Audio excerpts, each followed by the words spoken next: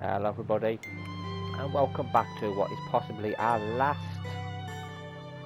video on I Am Dead. We need to look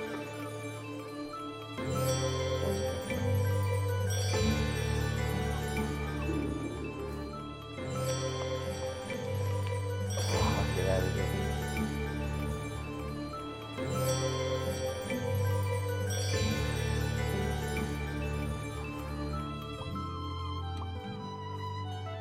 There we go.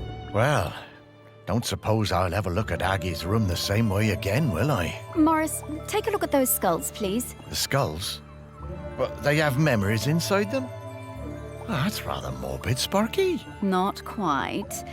Look, I didn't explain this before because I felt things were confusing enough, but that slicing is a bit more powerful than I've led you to believe. Oh, well, what do you mean? Well, we aren't limited to memories of people who are alive. People are bounded by time, but memories aren't. Check it out. I'm gonna get the first one.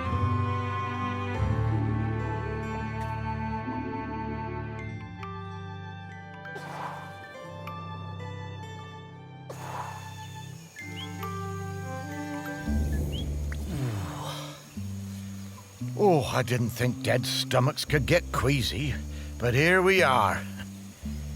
Where are we, Sparky? When are we, Morris? This is Shelmerston in Aggie's time. You should be able to find some memories of her here. You are some dog, Sparky.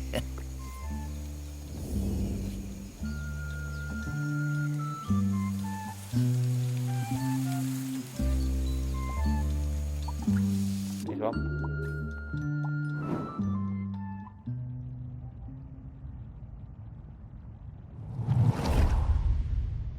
It was the worst night in the world when Aggie was born. It began in the old village, the one swept away by the rivers of fire. The ground shook and the earth split open and spat sparks.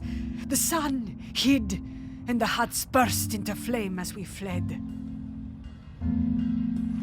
I thought we would all die, everyone washed in the burning orange death, and Aggie's mother howling with the pain of the child coming.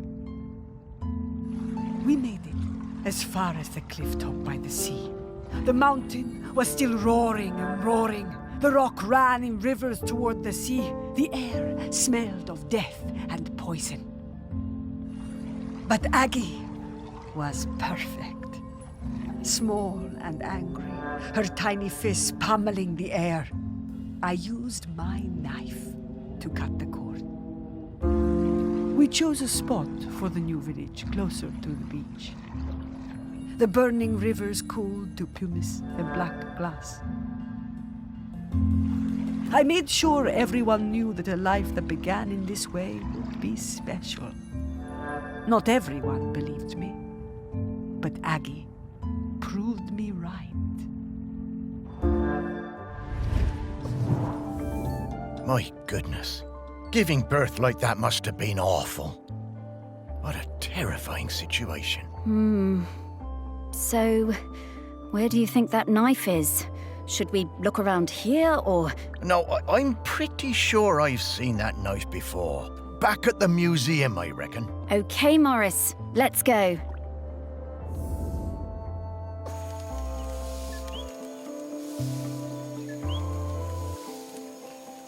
Ah, so we can go back to the museum and look for that knife now.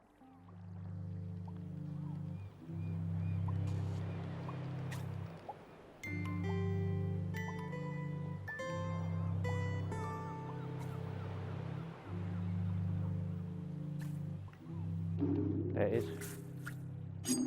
Got it.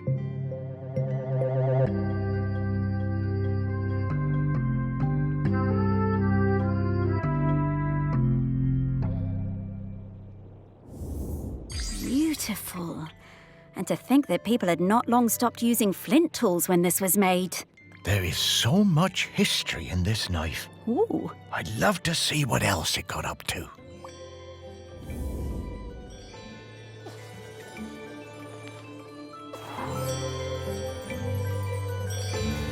Okay, head back. I'm getting the scent of Grenkins again, Morris. Don't I'll care. pop up to let you know when we're close to one. Don't care. No idea what they are. They don't seem to help us one little bit.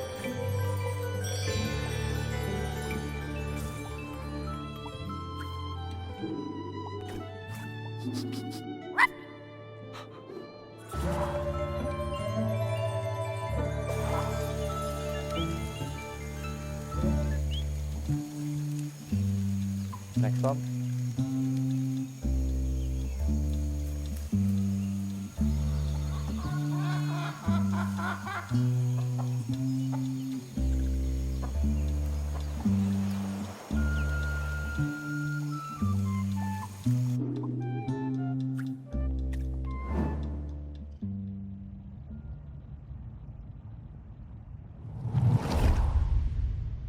Of course, we watched her.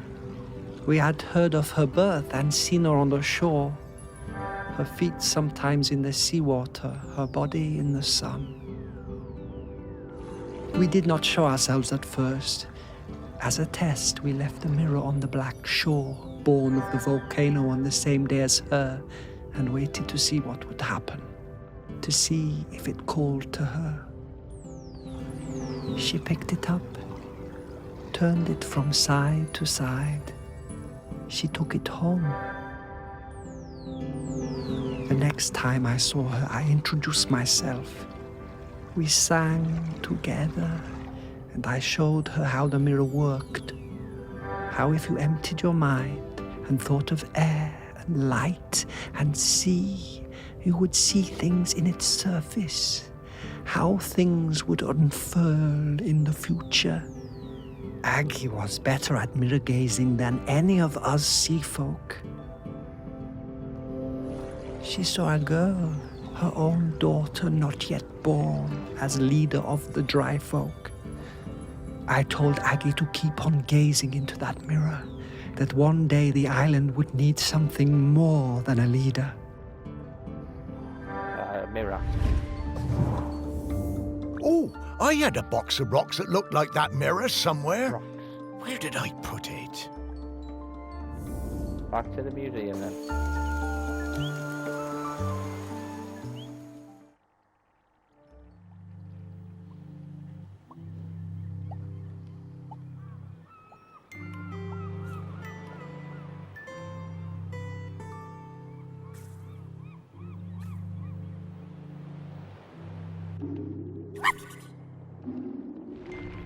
No, not that.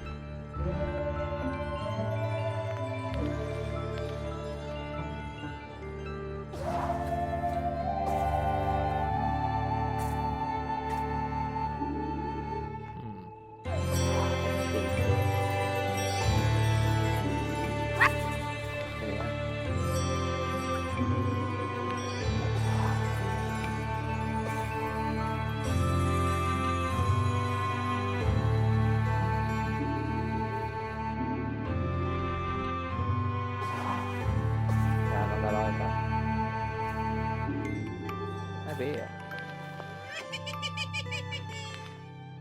No, not that either.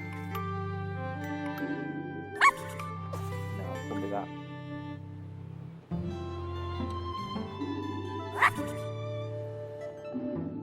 This? Oh, the punch bowl now.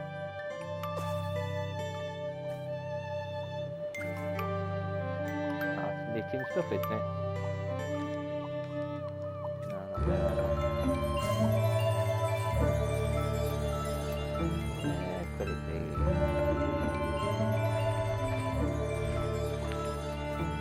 A toilet. Oops, never mind.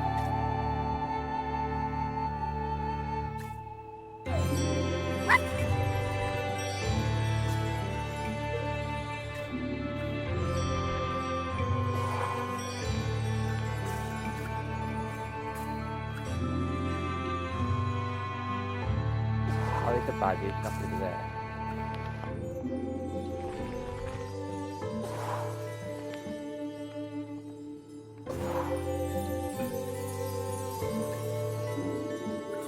What's this?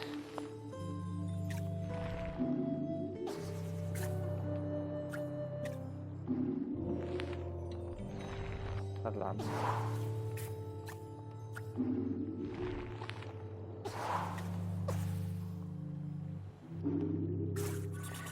I'll just search for all of them because I have no idea. Everything's covered. Uh-oh. This ship's telegraph.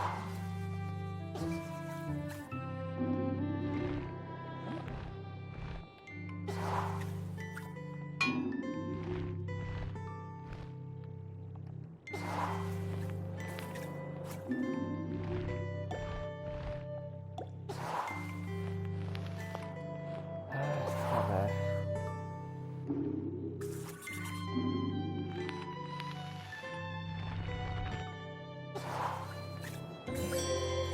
Where is this?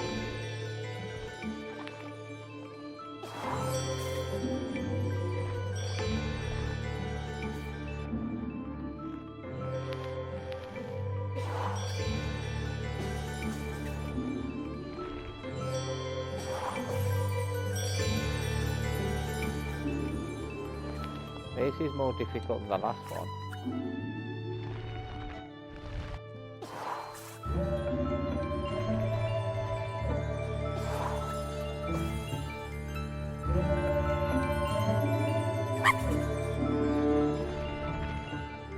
I really don't think it's going to be in that one. Maybe one of these.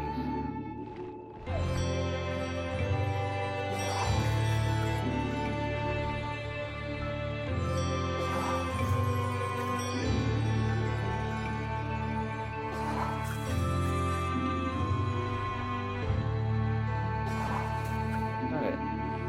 That's a mirror.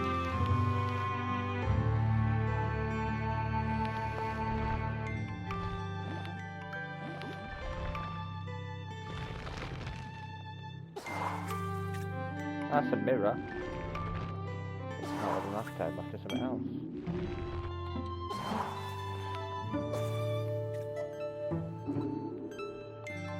Ah, hang on, maybe something else on the map.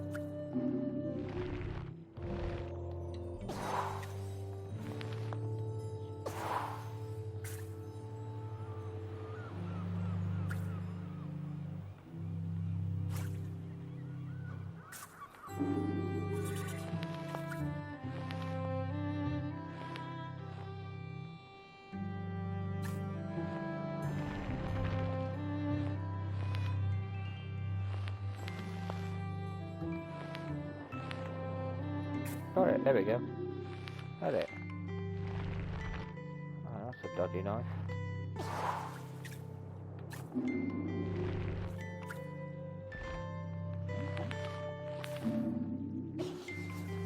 chocolate.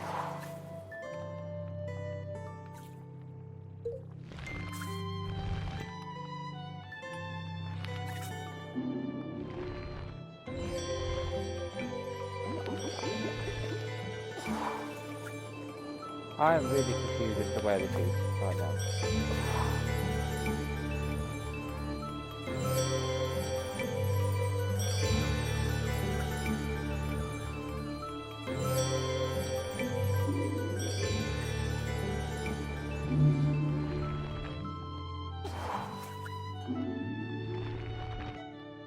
Sea bread.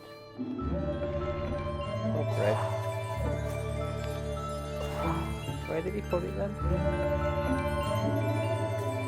Could it be in one of these?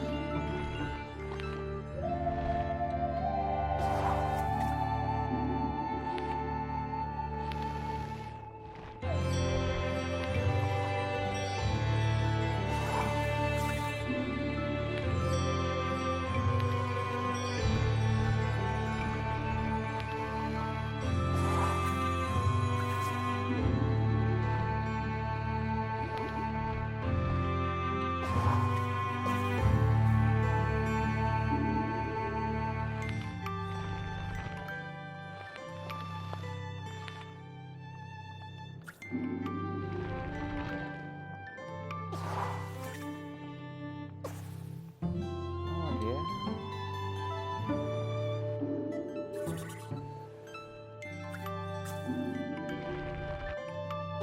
Boy.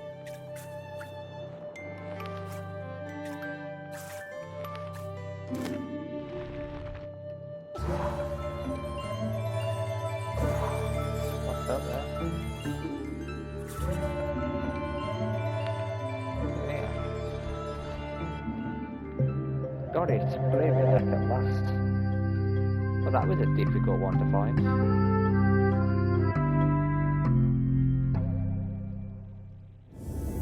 Whoa.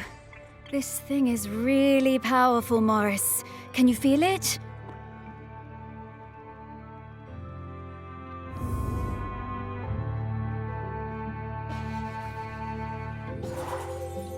That's the next one. Well, at least we found other secret items.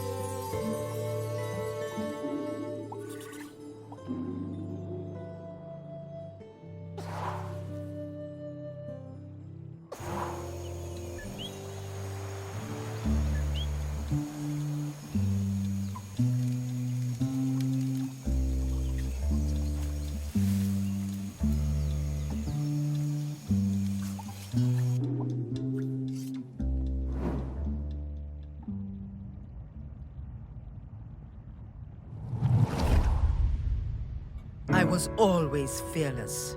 My mother Aggie told me there was nothing I couldn't do. With Otsul and without, I hunted the deer in the woods and the hares on the mountain, all before I had taken my first lover. And younger still, one time Aggie had me knock her tooth out when she was in terrible pain. I didn't mind even when the blood poured out. It was easy for me. Spears and knives were my nature. Death and courage were my meat and drink. I knew about Aggie's mirror, of course, but did not believe all of it. When Aggie warned us the Mauler was sick and there would be fewer calves for the following years, none of us listened. It was to be my first cull. I wanted their blood. It was my nature. We would not take less of the Mauler just because an old woman told us to. She came to the beach after the Morlo slaughter, her hair wild, eyes burning with fury, raged and shouted like a woman out of her mind. "We had killed too many," she said. Then she left the village, told us she was done with all of us, forever. As Otsul marked me with oil and blood, I did not mourn my mother leaving. I was young and foolish, and the sight of her ashamed me. But of course, I did not see what was to come. I I've seen To that think somewhere. that they were still having the same arguments about the Morlo way back in the Bronze Age. Aggie must have sensed the trouble ahead. Maybe she was trying to find a way to prevent it. I know where that is.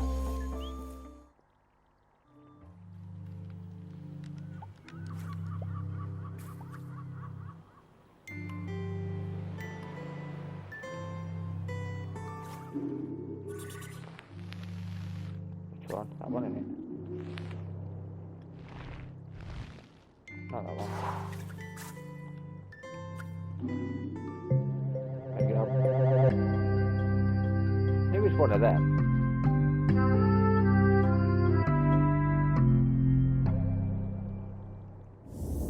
What a beautiful object. Delighted to have it in our museum.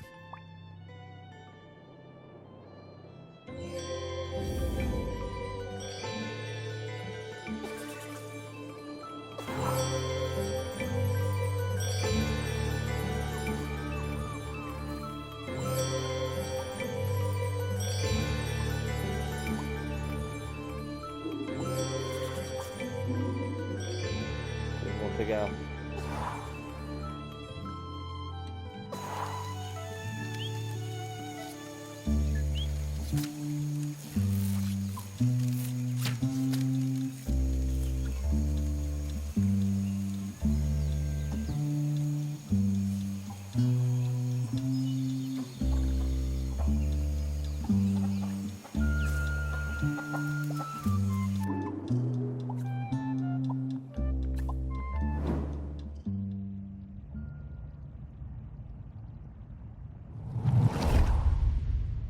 She was alone, and I would bring her food sometimes, samphire and sea urchins.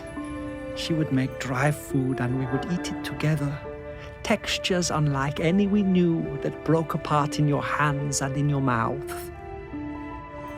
We would sing together, make tea together. We became her family. The dry folk left her alone. She had a companion for a few seasons, a hind who came down from the mountain and slept at her fire. And then, for a few more, a golden hare that ate from her hand. One night we all felt it. Those of us in the water and those above. The island waking, rumbling, alive again, more furious than before.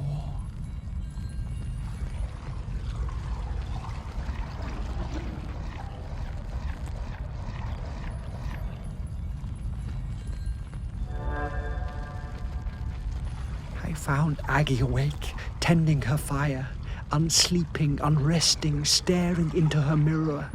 She told me she'd seen the island sinking into orange fire and boiling sea, lost forever above and below.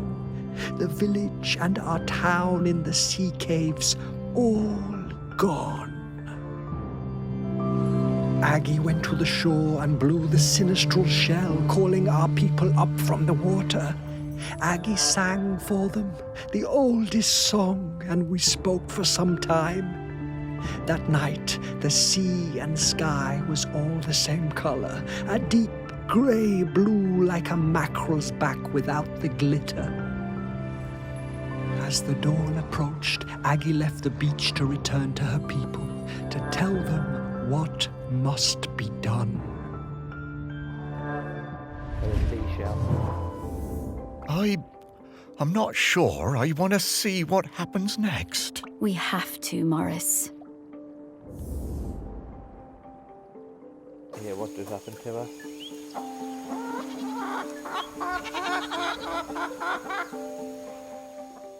What did they do to her when she returned? Right, seashell.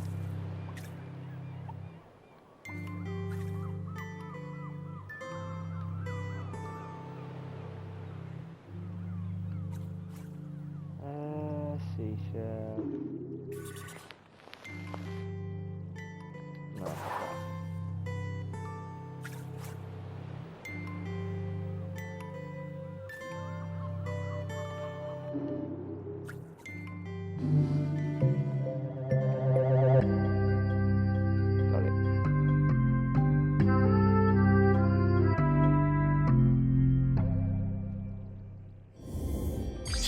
Such a small thing. But it changed the entire course of our island.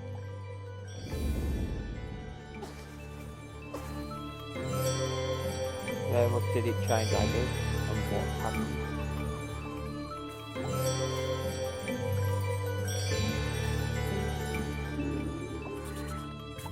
Here we go.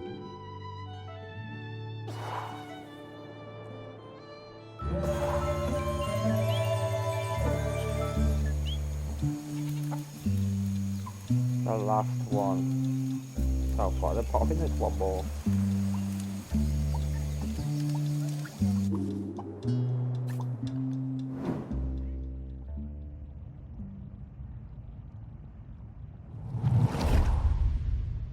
We heard the shell and knew Aggie had returned. Ibni was the leader then. It had taken many seasons, more than we would have liked, but there were finally enough Morlo again and our village was growing. We were strong. Some of the younger ones didn't know Aggie and didn't want to hear her, called her a moon-shotten crone, but Ibni looked in her mother's face and saw the truth of it. The end would come. The earth was growling again. There would be hot rivers of death and clouds of poison. But Aggie brought us the answer. She would give herself to the island. Ibni's voice shook. Surely a deer or a goat would be enough. The year's finest, blackest calf. Aggie cast down her eyes and shook her head. We all knew. I offered my blade, but Aggie turned me away.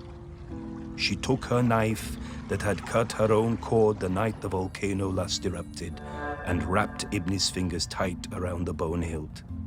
It must be you, Ibni, she said, and it must be now before the sun comes up. This day, this morning, or we are all gone. The village, the people, the island. Aggie embraced her daughter. Ibni whispered something, but I could not catch the words. Both women's faces shone with tears. Aggie sat on the ceremonial stone, the tears streaming now from all of us. Aggie delivered her final message. She told us her body must not be burned or given to the sea, but lain in the earth of the island beneath the mountain. Ibni was shaking, and then I realized it was not just Ibni. The whole island was trembling under our feet, waking up. Aggie told Ibni to be quick, the end was coming. As Aggie took Ibni's hand and guided the knife to her side, we saw the fish folk rising from the sea, hundreds of them, so many. I had no idea there were so many. Aggie was quiet the whole time, but Ibni cried out. A sound of longing and hurting from her heart like I had never heard. Then she fell silent, and as Aggie's life poured from her body, the island and everything on it fell suddenly still. Utterly still. We wept then, in sorrow and relief. Then the fish folk were among us, countless, numberless. One embraced Ibni, holding her up as it seemed her own legs might give way. When the sun came up that day, land and sea folk stood together for the first time, talking and singing the old songs, Aggie's songs, together. Ibni and the fish folk took Aggie up onto the mountain. They laid her in the peat alongside the knife and all the things she would need on her journey. Ibni watched over Aggie for days afterwards. Before she was covered, she placed a sacred carved stone, Aggie's beloved hair, inside her mother's mouth, to guide her and help her keep the mountain still forever. And so it was. Oh, Aggie. Now that's bravery.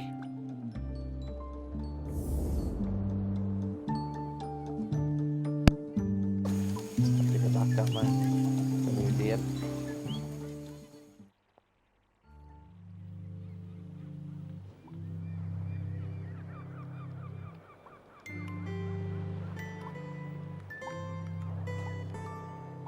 this rabbit then? Where was in a rabbit? Seen one somewhere, haven't I?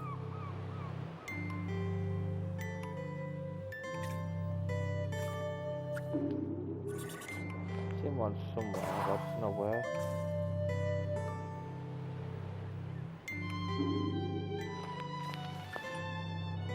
Not there.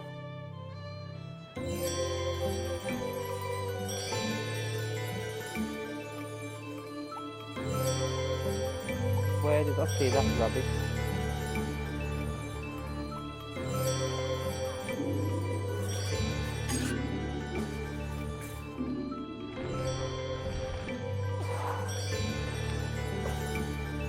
It's somewhere.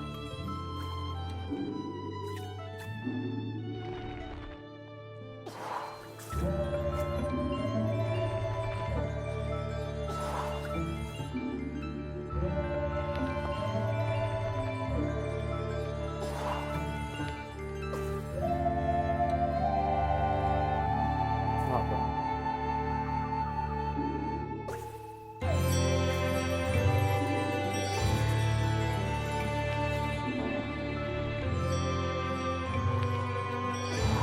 A rabbit.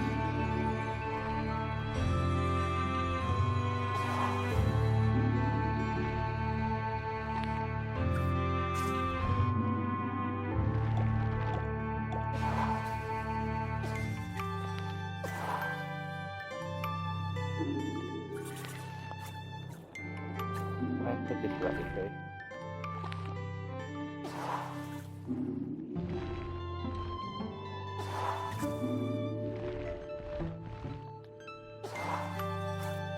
Well, let's see if I see it.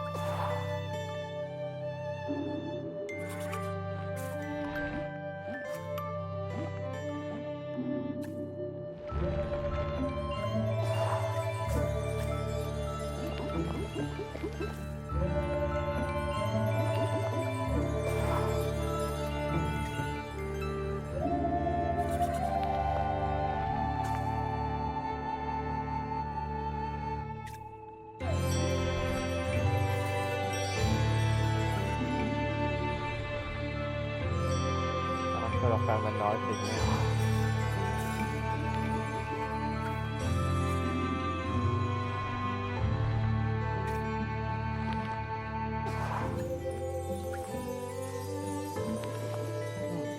How do I find this blasted rabbit?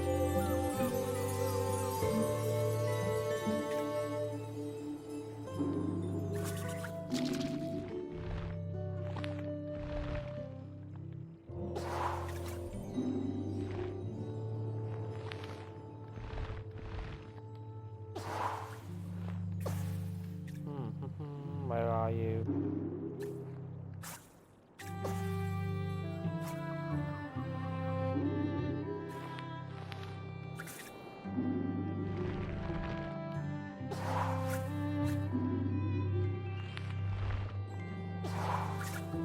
I'll find a rabbit.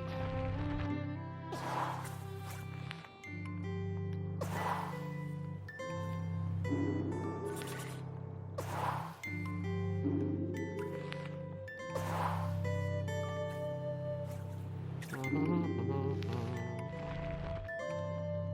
at that. Where is it? Where's this rabbit?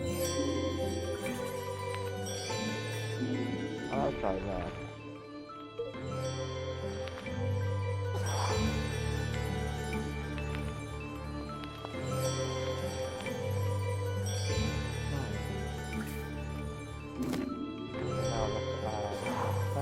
I give up the exit.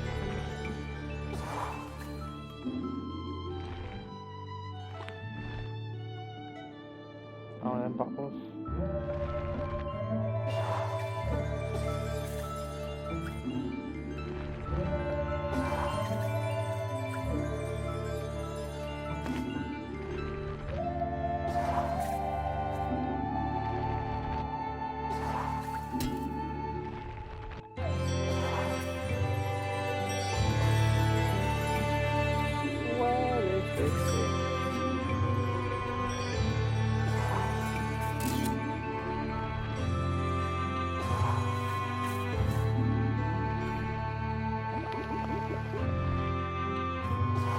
It said in the mouth, but it wouldn't let me lock onto the mouth, so I'm not sure.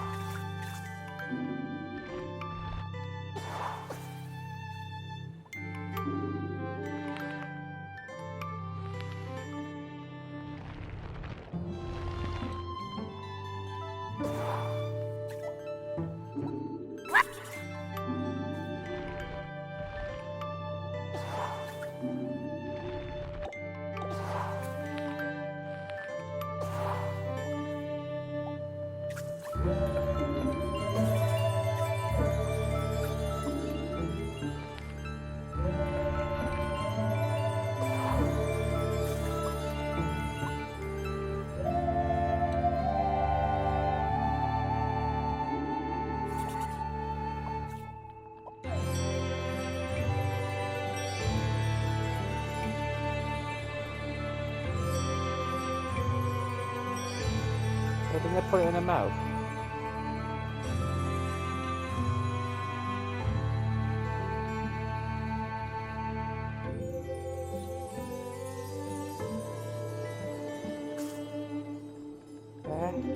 Got ya. Sweet Jesus. Finally. Hey, Sparky, it feels a bit, well, disrespectful looking inside Aggie's body like that. You were the one who dug her up and put her on a plinth, Morris. Yeah, but I... Relax, Morris. This body isn't Aggie anymore. She's long past needing this old thing. Well, all right then.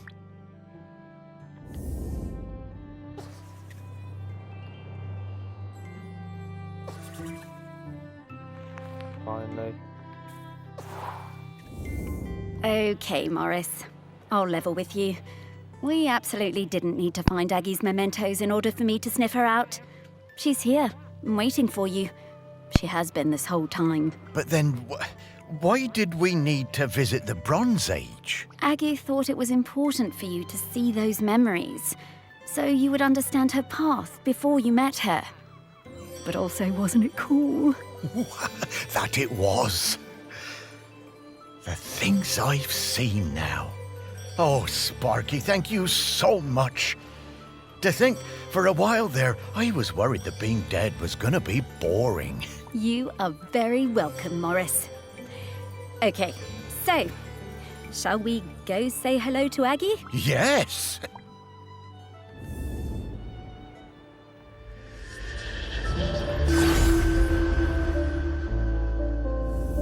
Morris, Sparky, it's so good to see you both. Hey, Aggie. Wait, you know me? Of course I do. Morris Lupton, one of the best-loved men in the history of Shelmerston, with the very finest dog. Me? Oh, I don't know. Come now, let's go out of this place, into the air. Okay. What are we doing? God knows. I still think we're going to be the ones that... The one part of Shelmerston that looks just the same as the first day I saw it. I suppose it always will. I love this beach. It's always been my favorite beach. I'm gonna go run. Aggie, look at Sparky. She's shining.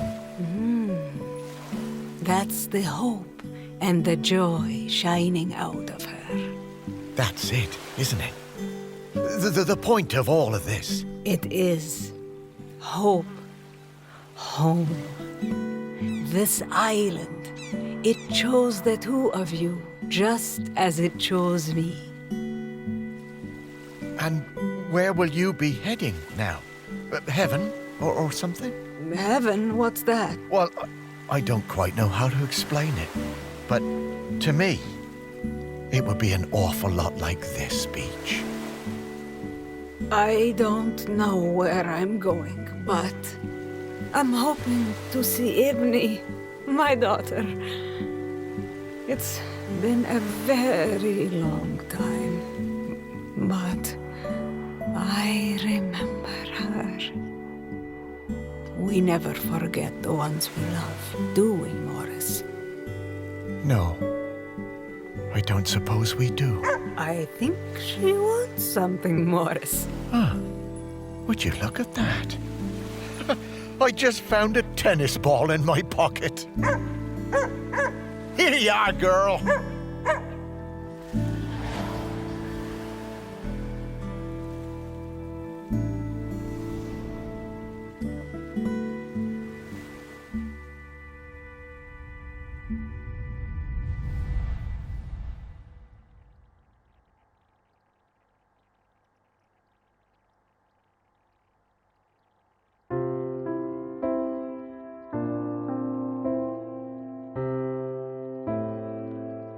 There we are.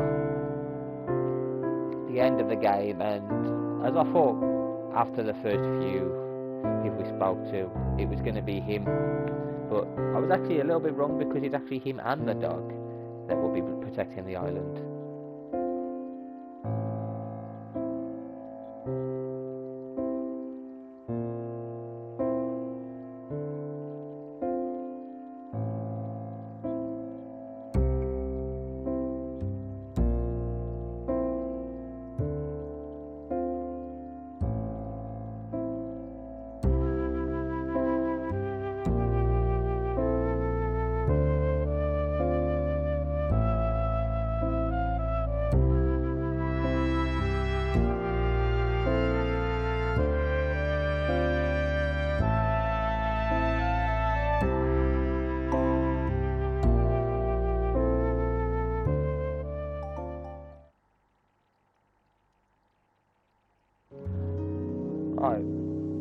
I hope you enjoyed this little series of ours, I Am Dead. We'll be doing a couple more of these shorter game series, and I'll get them out as quick as I can. We'll obviously be doing our normal series as well, but I hope you enjoyed this one. I enjoyed it, very different to what I usually play, but I definitely enjoyed it. Anyway guys, until next time, take care.